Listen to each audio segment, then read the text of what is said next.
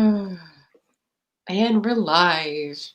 Hey, everybody. Welcome to the penultimate panel for Yellow Book Upload PDX. That sounds so awesome. Penultimate. Right? I mean, if you know the big words, why not use them? Here we are, Yellow Book Upload PDX. I'm Margaret Pinard here with JD Estrada. Greetings, fellow humans.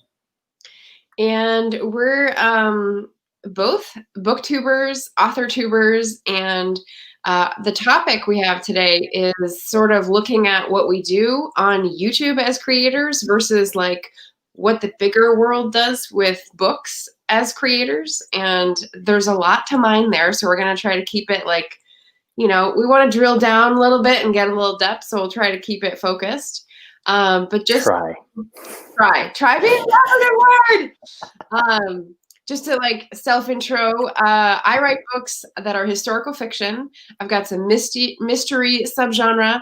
I've got some supernatural young adult subgenre. And I'm the co-host of Yola, so that is a brilliant thing going on. And as we will see, an aspiring booktube personality. Oh, Lord. What about you? Not aspiring. You've got a great channel. I've been at this tinkering with books and booktube and Twitter and all social media since 2013, and you have as well. I love how different our journeys and our paths have been. I've got 14 ebooks out, but I have 2 other books out. Brief rundown of what's available electronically. I do middle grade short stories and a novel. I do urban fantasy, have 2 novels in one series called The Human Cycle, if you can see. I always get mixed up with this. Yeah. It just throws me off. It's like when you're playing a video game and up, you have to point down, and down, you got to go up, that stuff. So I have that. I have 6 poetry collections. I have 1 in Spanish and I have 5 in English. The 5 in English, I did do a large collection because when you go to a con, and I do hope to go back to a convention sometime soon, you have to set everything up, and it was getting complicated. I was like, I need to make life more simple. So basically, I took the 5 English collections, and I took poetry that appears in other books, and I put it in a big one called Recollection. I also write nonfiction. I also have a bilingual short story, essay, and poetry collection called 2020 because I am from Puerto Rico. I am from Puerto Rico, and when I say I'm Puerto Rican, puedo hablar en español, and I can change from English to español in the same context de una oración, and I do not. I can just maintain the grammar in both languages, and I don't get bored. I think that's the coolest part of it all. Word soup. Yes, we're good at the word soup. Word soup. Yeah. And then we're going to start talking about panels and stuff, which is like a little meta. But before we do that, we wanted to say we're giving away a thing. It's also a little meta. I'm going to gift some lucky person an hour session of digital marketing. So I've learned a lot about this in the past 8 years, started at the very low, very steep curve, I'll say, and especially in the past couple of years have accelerated that. So I'd love to share my knowledge with someone who's looking to upgrade their game on Twitter or YouTube or Facebook or Instagram, sort of know the basics of that one. So yes. And in order to enter to win that glorious prize, comment in either the YouTube or Facebook chat and tell me the 3 fictional people that you would love to spend post-apocalypse with, who think they would help you survive post-apocalypse. And I can go into some of my answers. One of them is Aunt Beast. Does that ring a bell with anyone? Aunt Beast. It's from around time. Okay, so if anyone got that, that was you're my hero. But I haven't read it yet, but I do have. That's one of those things that it's like Schindler's List. I'm 40 and I've never watched Schindler's List, but that one I've actively avoided. I'm like, I don't know if I'm emotionally prepared to watch it.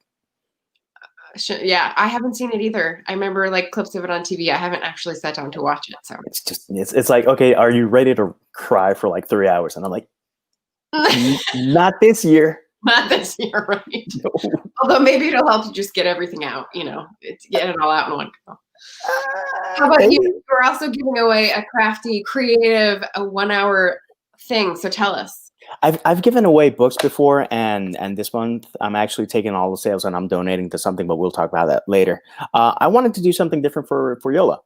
So I've met writers of all ages and a lot of people that question whether they should do it, and I go like, that's not the question. Just find the time and do it. If you need anyone to give you motivation to do it, do it. And if you need me to send you a voice message, I will. I don't care. So I exactly. Some people need to ask for permission for that. I don't get that. So I will revise the first 2,500 words of your short story or manuscript, and then we'll have a one-on-one 1 hour. It's like one-on-one 1 hour powwow, so that if there's recommendations that I can give, some people think that I can give some pretty good insight. If I'm just going to give praise, I'm going to make sure to bring the tea to give the praise. Nice. All right. So now we've been rung in. Let's start talking about panels for BookTube versus panels for literary festivals. So we've got differing experiences with this, and I thought we could just chat a little bit. What do we mean when we talk about BookTube panels? So people who are on YouTube at this point can chime in as well. But what do you do to approach someone if you want to have an interview or a conversation with them on a live stream? I think it changes where you're at in your writer journey and social media experiment, because this is definitely an experiment and you're always adding and subtracting stuff to see what works and what's fun and enjoyable. Right. For me, I started off doing book tags and interacting with people and watching a lot of BookTube in general and commenting on people. And I came across a lovely channel called Go Indie Now. Go Indie Now, from being people that I knew randomly, Joe Compton, who's the guy who runs Go Indie Now, has become a really, really wonderful friend, just a great guy. And he has been the connector to so many people and so many other panels and so many other channels. And by being on his show, and by being with other writers, people see you and they go, oh, do you want to be on my show? And that's how it's worked online. I went there. I've been on way back. There was a channel called Creative Edge. I've been on Spilling Ink. I've been on a couple of places. I've been on a couple of podcasts. I've been on a couple of blogs. I've been on magazines just because someone saw me at a BookTube, Authortube thing, and they were like, "Hey, you seem like an interesting guy, so come on over." And by thing, you mean digital, right? You don't mean in person, because there are conventions for YouTubers as well. No, there are conventions for YouTubers. I haven't been to, what's the one in New York? It's like someone like a BookCon. It's like BookCon. It's a really bland name. It's like, I think it's actually BookCon. I've never been, but a lot of booktubers that I know have gone there and have actually met in person. Yeah. And actually there's a fellow booktuber. He's a super sweet guy. His name is Ben Sanders, and he met his wife through BookTube. So connections happen in all sorts of ways, and some that are worthy of, like, Hollywood films, man. Nice. Yeah, that's really cool. Hey, look who's here. And actually, to that question, thanks to interacting with people on Go Indie Now, I met a local Atlanta author called Erin Michael Hall. Brilliant high fantasy author. She just top notch. And again, I meet the people. I think they're nice. And then when I read it, I go like, okay. And then when you get blown away page after page, you just see them again and you just hug them and go like, I knew you were awesome. I just didn't know to what level. Thanks to her, I got to Dragon Con, and I was on a panel on Dragon Con, and I've gotten invited back, but scheduling has been hectic. But I got that panel because of her, whom I met through BookTube. And we were also gonna share a booth at Jordan Con, which is also here in Atlanta, but COVID. Okay, so there's two things one I'm pulling from this, which is that it feels much more democratic in YouTube land, where you just like meet someone and ask them, or meet someone and have an idea and suggest it. And the second one is that it still falls back onto who you know. If you're not in the spaces participating, you're not going to make those connections. So on one side, it's a truism, but on the other side, there's more opportunity. Would you say that's about right? I think that's pretty accurate, and it's all about connections in the end, and just connecting with people. Eventually, you compile a sort of tribe. Some circles are closer than others, but you click with people, and those people will go to bat for you in ways that you never imagined. Mm-hmm. Again, Erin Michael, super sweet. I saw her at JordanCon because we'd met through Go Indie Now.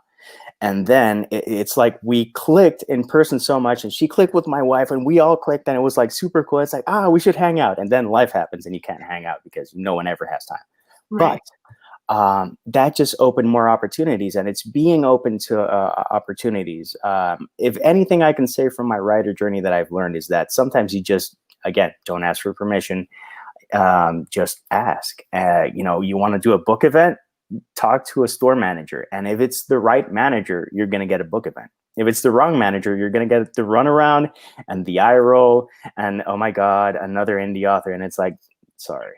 The ghosting. Yeah. We've all had that. All right. So what about literary festivals? So festivals in like a larger term. So as part of a volunteer with the Mighty Blaze, I've been exposed to more of the process behind the scenes of the publishing industry. And so I get to see how that works. And it seems like it's less collaborative at the panel level. So example, I was going to have a panel with you.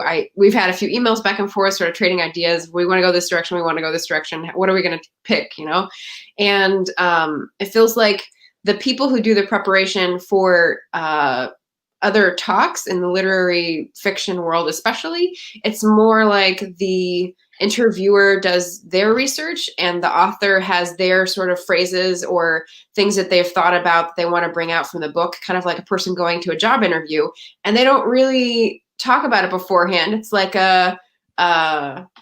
what's it called? Blind date? No, well, maybe like that too. Not as traumatic. When you have to come together performance and you're ad-libbing. It's improv. Improv, yeah. And so it's not expected that you would go back and forth about stuff beforehand. I mean, maybe some people do, but that's not what I've seen. So I thought that was interesting. I think that it depends on the scope of the event and how many people they have working at the event. My experience with people that work at different events and different venues is that a lot of people are stretched thin. Like, one thing is to wear a couple of hats. Another thing is like, a menagerie of hats, and I have to do everything. And I've met people like that. And it gets to a point where you're like, how can I help you out? And it's not because I want, it's not because I want something in exchange. It's because I see, when someone's genuinely struggling and they're keeping a smile, but like crazy gluing it on. It's like, everything's fine, and everything's burning. My experience is that they're so stretched out, so stretched thin. Oh God, that sounded awful. So stretched thin that Freudian slip. So stretched thin that they're just trying to make things work. They're responding to emergencies because this year we've gotten a real lesson of what an emergency is. So yeah, that's hard. With the people at DragonCon, a very lovely panel, the high fantasy and science fiction. One of the smaller rooms, and a smaller room still had like 60 people. I was like, oh, okay, cool. And then more people came in. I was like, okay, I was expecting like 10 people, and then there's like a crowd, and I besmirched midichlorians, and someone took it personally. And I'm like, sorry, I'm older, and I'm one of those people who's a fan of the original trilogy. I'm sorry. Midichlorians? Have you ever watched Star Wars? Yeah, the movies? The original, not the original trilogy, the prequels. The 90s ones? The ones that aren't as good. The ones that just happened, or the ones that happened in high school? When was high school for you? I'm 39, so same time. Okay, so same time. Yeah, the ones that happened in high school. High school-ish. I don't think so. I think I saw maybe like 1.5. Anyway, midichlorians. It's something that appears there that they try to explain the force in like a scientific terms, and a lot of people, myself included, were like, maintain it mystical, dude. I like the magic.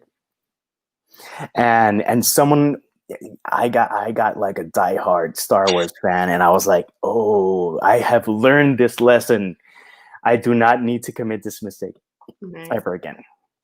Well, I mean, you got to be honest. That's the other side, is that like you want to be inclusive, but you also want to be honest, especially if it's something like preference about something that's fictional. Like, come on, guys. Yeah, but some people take it seriously. But in that panel, they had some preset questions for the panel, and we had like a cosplayer and 3 other authors, which was a really odd combination, but it was cool. And then we fielded questions from the crowd, and that's when things got interesting. Okay. And there was tension. Not I'm pretty, happy-go-lucky guy. Another guy was a bit intense, and he had a very interesting exchange with an older gentleman in the crowd, and I was like, oh, this is gonna go down. And I'm like, okay, are we gonna have to stop a fight here? And I'm not exaggerating, it was that intense. So different levels of preparation depending on if you have someone specifically in charge of the panels, or if you have someone that is just running around trying to make things work. Okay. And that actually goes for online and in person. You'd think that online it's easier. No. Yeah, there's I mean, you pointed out that you have to get to the place when you're in person, and it's not COVID apocalypse. But if it's online and it is COVID apocalypse, you also have to understand the tech. And so that's another whole layer of. Well, there's a lot of people. Can you hear me? And no one mutes. Hello? We're having the conversation. That was like 3 generations ago, right? No, it still happens. And this year, everyone's realized how untech savvy they are, just with Zoom and Teams, Microsoft Teams, and stuff like that. There's always new stuff. So I mean, it's always going to be.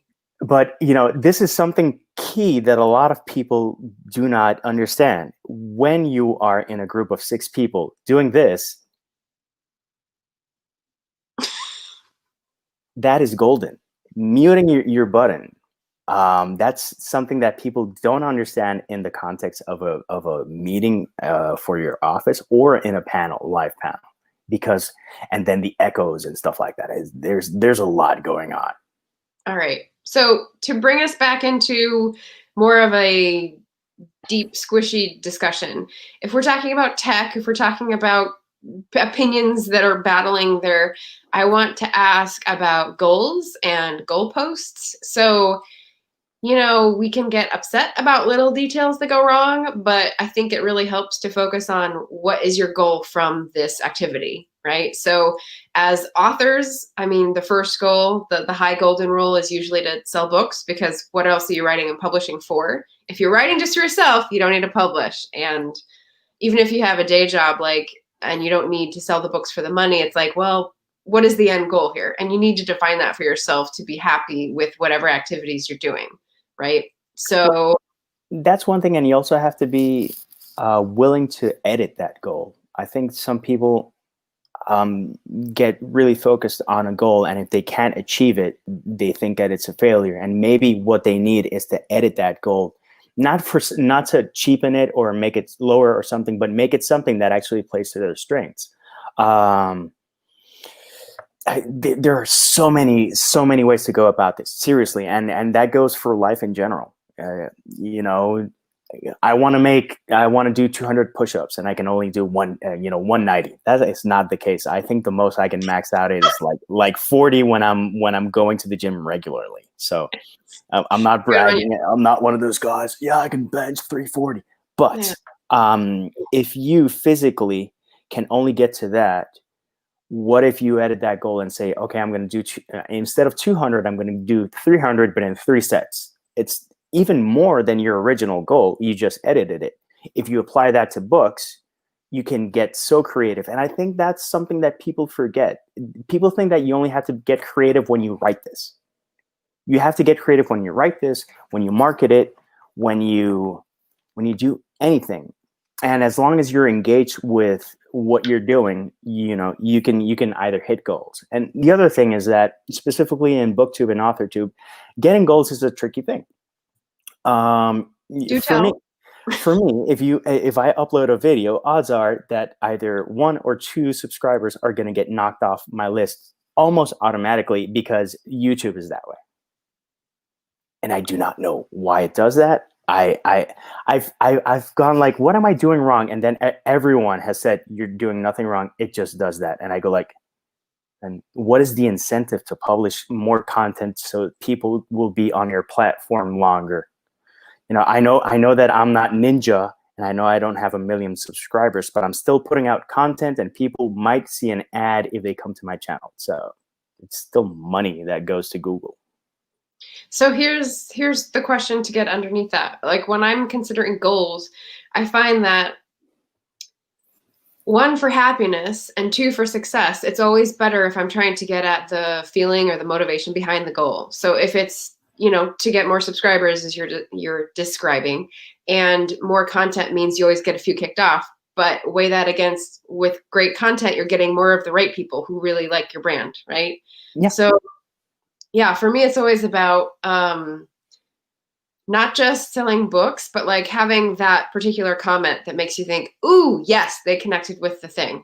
They get what I was trying to say. Or yeah, having an opportunity come up, like where you're doing an interview with someone and you're like, oh, I never knew this existed, and now I have a whole new thing to explore. That's just opening the vista for me, and that's a success. I think that just in general, so what are my goals for BookTube, Authortube? First off, to have some content that I can share like now or in a couple of weeks, and it's a lot more functional than sharing a video on Instagram, to give you an example. For Instagram, there's like a window that people are going to watch your content. YouTube there's no logic to it.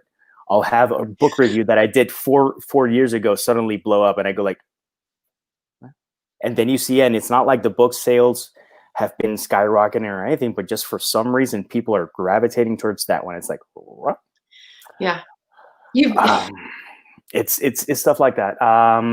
For me, there are a couple of people that watch my channel and they enjoy folding laundry while watching my videos. And to me, that in itself is a gold and a high compliment. It's like, if I can make folding laundry pleasant, I'm doing something right. Right. And it's also a creative outlet. I don't do tags as often as I used to, just because it's a lot of work, and I disappointed a lot of people because I wouldn't do their tags that they tagged me like 2.5 years ago, because life. And I want to do it right. I don't want to half-ass things and just do it. I feel so called out. No. I enjoy your tag, and it also goes back to, if I see a tag that's interesting, I'll do it. I'll just not tag people. That's how I've edited myself. Right. Because if I'm not going to do tags that people tag me in, I want to, but I just, it's a shiny thing, and I go to another shiny thing, and this shiny thing is not shining as much. I don't know if it'll ever go back to being as fun as it once was for me. But, there's a lot of things that, to give you one example of why it's changed for me, I did the Hurricane Maria tag. Being from Puerto Rico, I had my entire family on the island when the hurricane passed. If you really want to see someone be borderline losing it and cry while doing a tag, because I was doing whatever I could to get any sort of attention to help people back home, check that and check my social media. There's a lot of stuff, and you know that I'm losing it. Because it took me 2.5 days to talk to my wife. It took me 5 days to talk to mom, and it took me an extra week to talk to my brothers. I didn't know if they were okay. And I saw the damage, and it's intense. So I don't know if that experience with that tag actually broke me a bit. But if you want to see me super emotional and with less hair, I'm much more groomed. It was a different time. It was a different time. It was a different booktube. Yeah, yeah. Wow. Well, that sounds good. I'm gonna go look that up now. Yes, and then what was the next thought that I had that I forgot because shiny thing? Oh yes, so literary side of that. So, do you think people who are traditionally published are thinking the same thing? So beyond selling books and connecting with people, is there the same type of examination of goals, or is there what's different that separates the cultures, do you think? Well, I think this is a case by case thing where it differs from literary world people who don't do booktube and people who do booktube and us indie authors. The scope and the goals might be different, but looked at through a different prism because for them they have to achieve sales, but under the guidelines and rules of their publishing house. And they have to do a lot of let work. That's what people don't get. They go like, oh, if I'm traditionally published, the publishing house is going to do everything. Yeah, no, exactly. But what I mean by saying case to case, I'm not going to use people who are super high and like making millions and millions of dollars. You can see Romina Russell or Romina Garber. I forget what her publishing name is, her pen name is. She's the author of the Zodiac series and Lobisona. YA author, super nice. She's from Argentina, and you see her and you see the stuff that she posts. And she does get political and she does talk about a lot of stuff that is polarizing and that will lose her or gain her fans. She's not weighing these numbers at all. She's saying, I believe in this. I'm an immigrant. And her second, not her second novel, her second series, the Lobisona series, is focused on an immigrant werewolf from Argentina. So you see that, and then you see other people that won't touch anything political with a 50-foot pole. It's not just a 6 feet of social distancing. It's like a whole other thing, and they avoid it. And that brings the question: are they have they been called out on it? Are they measuring that? Are they afraid of repercussions? So I don't know. For me, I'm always try to be forthright and be honest, and people know where I stand with most issues. I do not enjoy shoving my opinion on people's faces.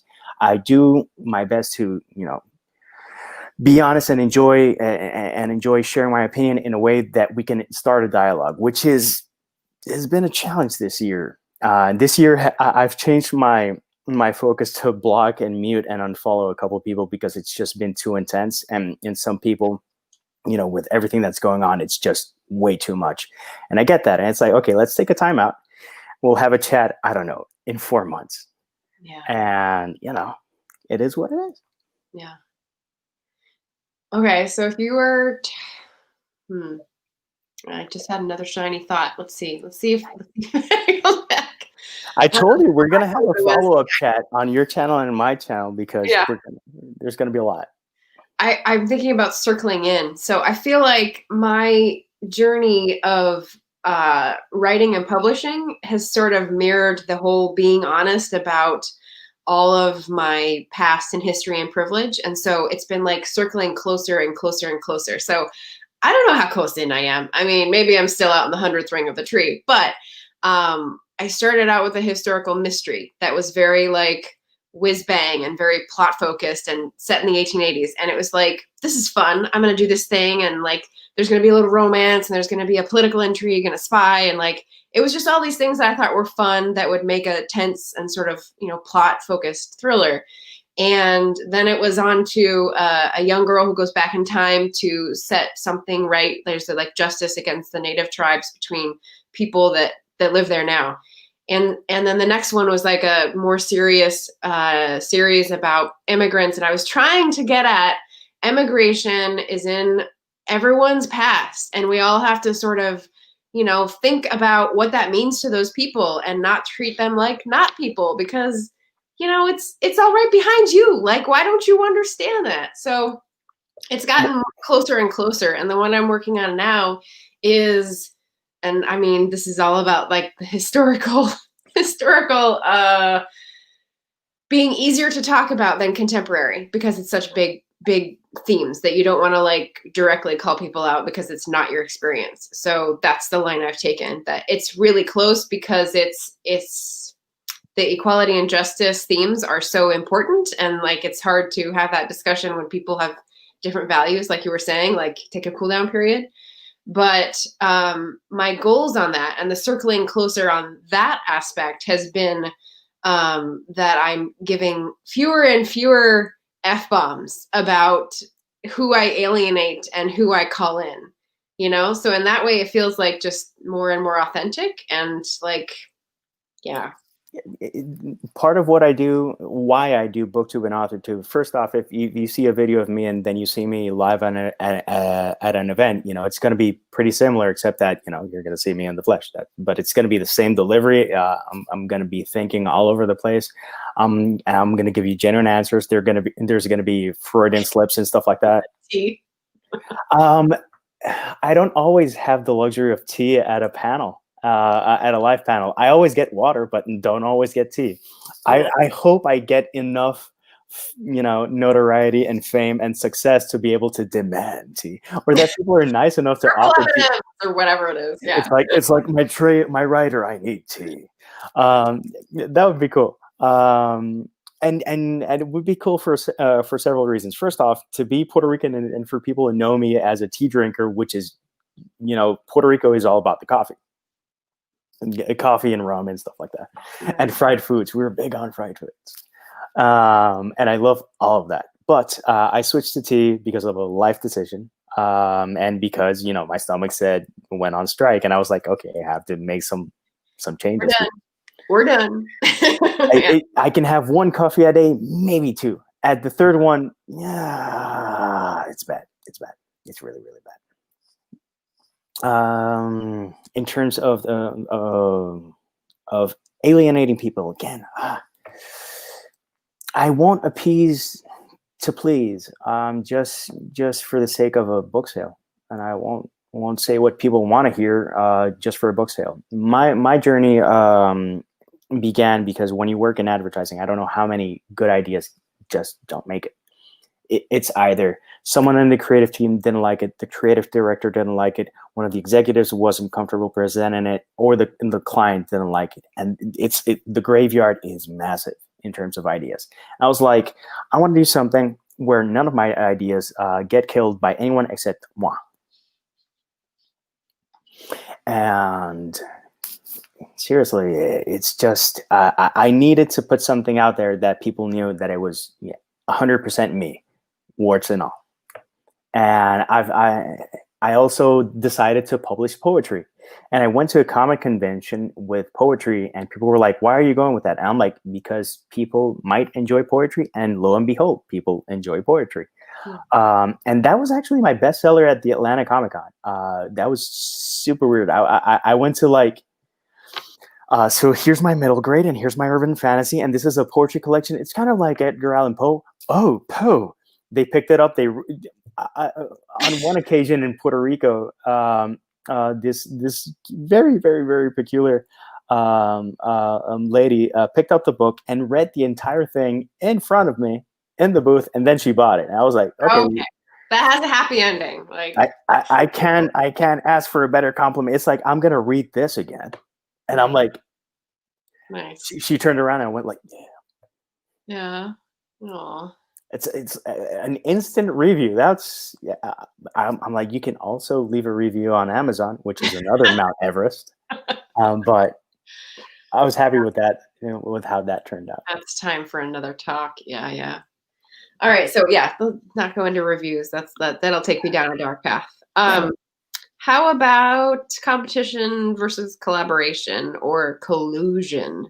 You had an idea about parallel communication here, and I'm not remembering what exactly that is, but I think we were talking about how do you see other fellow authors, what motivates you. For me, it's always going to be collaboration, and I'm a dude. I'll be happy to read and honestly review your book. If you begin a conversation with, "Hi, here's my book," it's not going to go anywhere, and I'll just be forthright with that, because it's happened so much and throughout the years, and it's just so odd to me. It's like, do you work selling timeshares that is your approach to connect with a fellow author? Mm-hmm. And I don't know. I've never felt comfortable with that. And do you want to exchange 5-star reviews? And I go like, oh, I'm like, oh, I don't feel well. But it's always about collaboration. I'll be happy to read and review and comment. And if I can help someone, I love connecting people in several ways. And it's never about competition. Except when people make it about competition. And I'll give you 2 examples. There are 2 authors. Won't even mention the gender. They have books, and they're like, "Can you share my stuff?" and whatnot. And you see that it's always a one-sided relationship. They never give shout outs to other people. And it's the type of person that I wouldn't be surprised if that they did the follow-unfollow thing. Yeah. And to me, it's not a competition, but it's like, why do you have to be that way? And why can't you even acknowledge me?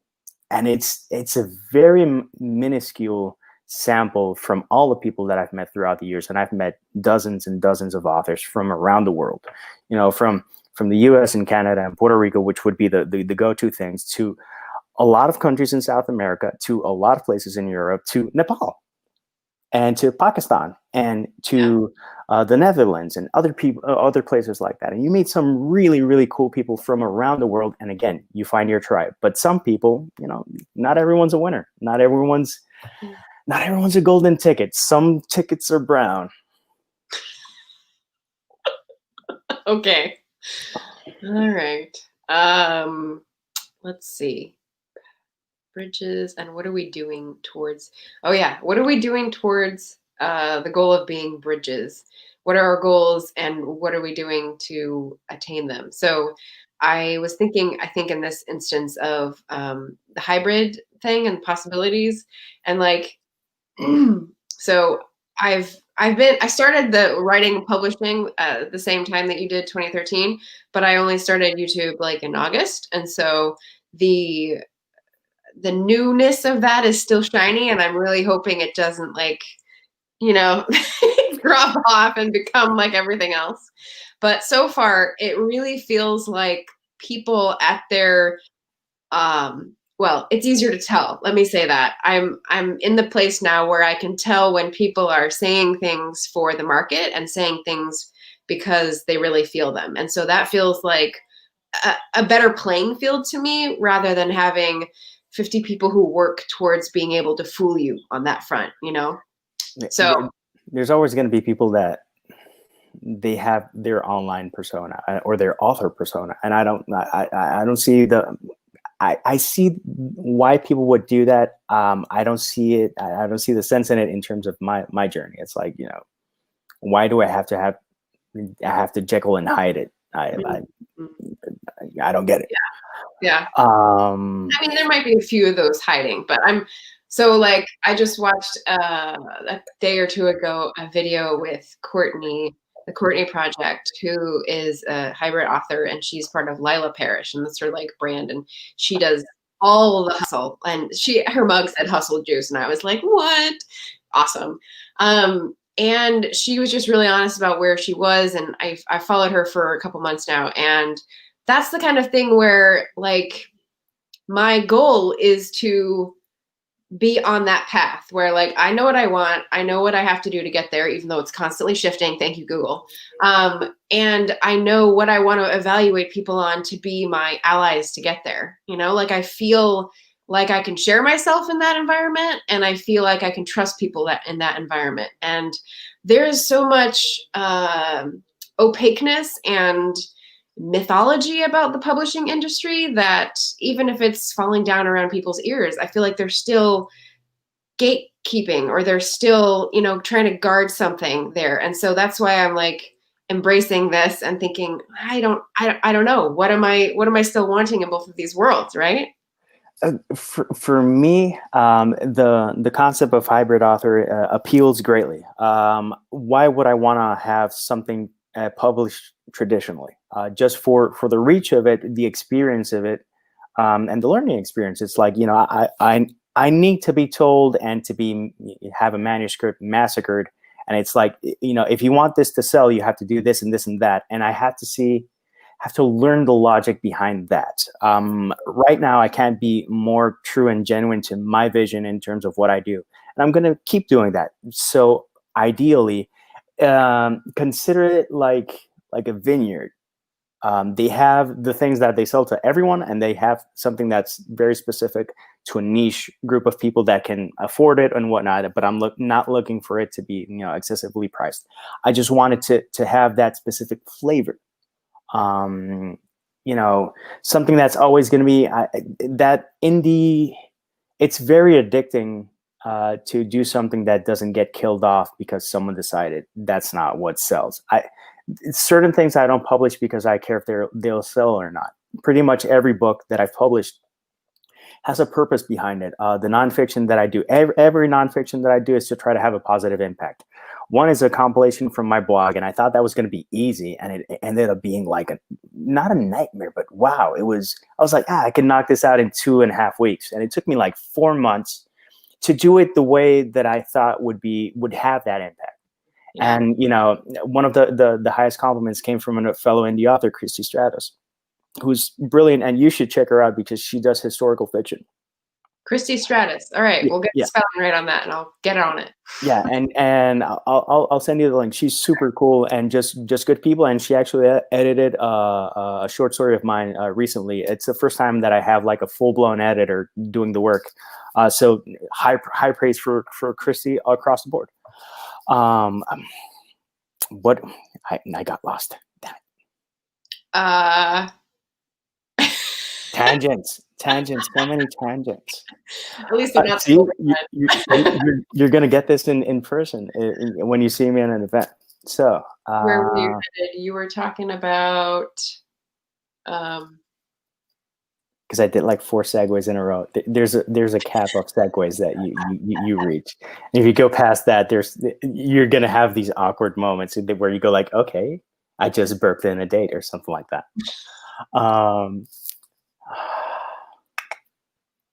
Nice. Damn it. Well, I know you wanted to. This is a perfect opportunity. I know you wanted to talk. We've got about 7 minutes left, so we haven't gotten any answers for our giveaway questions. But please tell us about what you're doing for this month and where that money's going. Okay, going back, I remembered. Everything that I publish is with a purpose. Christy keeps it on her nightstand to motivate herself, and sometimes she needs a shot of positivity. And for me, that's huge compliments. And middle grade, I publish stuff that has no violence because enough with what we have. And urban fantasy because sometimes you want to rip someone's head off. So for this month, all of my books. All sales that are on Amazon will go to support EB Research Project. EB Research is epidermolysis bullosa, which is a skin condition that is very severe.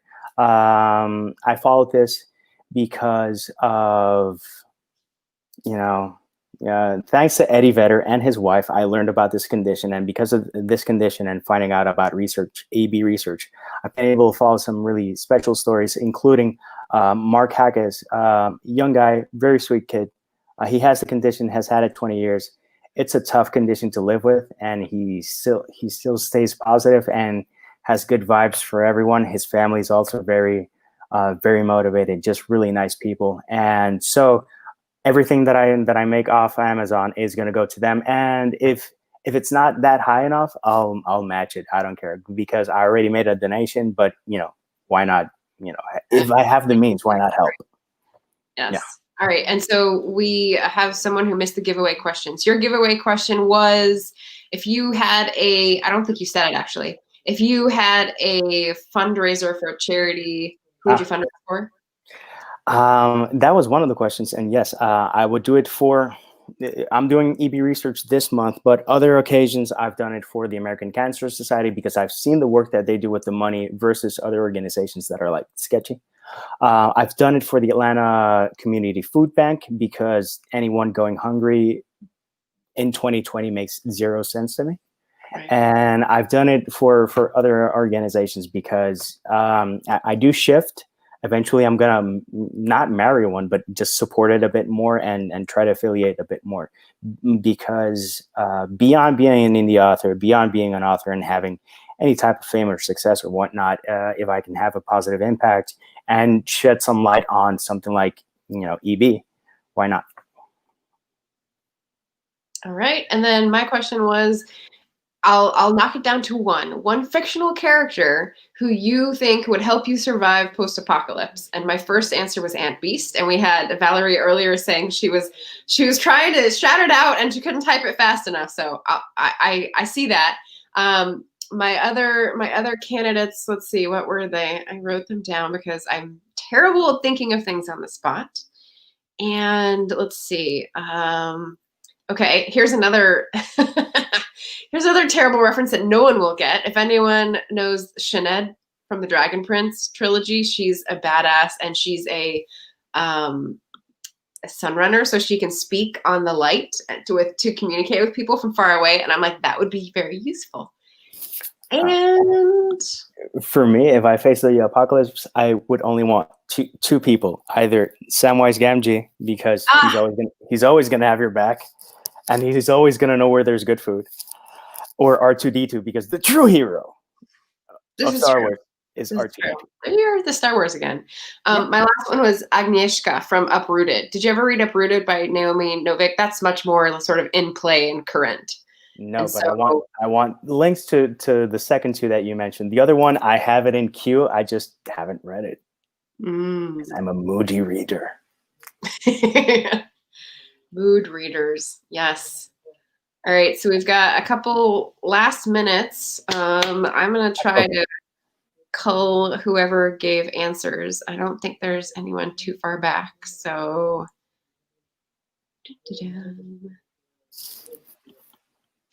And if the description of critiquing sounds too pretentious or whatnot, I'll beta read you. Sounds good. Sounds good. We got Ben, Alzheimer's Association. That's really good. And Beth, right around Portland. Awesome. I'm in Sacramento area, California right now, and JD is in Atlanta area. So just in case you're curious. In the ATL. In the ATL. See, but thanks to technology, we can do this. Yeah. Well, so PDX sounds cool. I don't know if that's because it's been used so much or just because it's got an X in it, but Sacramento's airport code is SMF, and that is not cool at all. Like SMF, no, I can't. No, it stands for something else, and it stands for something that Prince had a song about. I don't even know that. Yeah. Look it up and you'll go, oh Lord. All right, maybe not. Let's see. Yeah, I'm trying to look at the comments. Maybe I will just do this retroactively because I think all the people online are people I know through channels, so it's not going to be like a random thing anyway. You can check, and we can, if they have either Facebook or something, we'll contact them and we'll give them the good news, because doing it live and retroactively is kind of a challenge. Yeah. So I'll look at the comments afterwards, and we'll email whoever gets the magic YouTube angel wand. And so I'm just gonna say we have one more panel for Yola, and we go flash that up. I wanted to say thank you for everyone watching. Your comments have been much appreciated, and keep the discussion going for sure. Comment and tell us where you think we're wrong or where you think we might see something in the path ahead of us that we don't see. Yeah. Love it. And if you'd like to have us on a chat on your channel, by all means, write us. Yes. Very open to that. So for sure. Collab. Yes. And with that, thank you so much and happy solstice. The next up is the longest night. See, I forget the C and the U every time. Hermetic order of something, urban scribes. That's right. Now I just need to remember the C. Yeah, so they'll be celebrating the solstice early at 7 Pacific time. So thanks for watching, and it's YOLA time. Ciao.